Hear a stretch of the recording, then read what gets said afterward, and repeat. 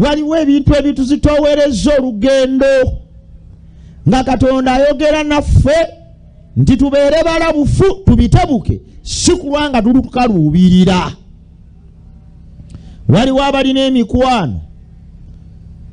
Okubeera n'emikwano si kibi, naye waliyo egyo egikuzitoowereza olugendo nga tewagifuna kugibuulira njiri, naye nga wagifuna kugyegattako. Okuba n'emikwano gyo si kibi, naye Katonda ayogera naawe nti mu lugendo lw'okukkiriza obulamu bwe butanula okugifaanana mu bubi, gigenda kuzitoowereza olugendo.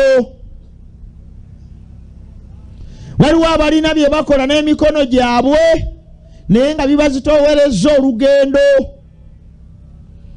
Ebimu tebibakkiriza kusinza.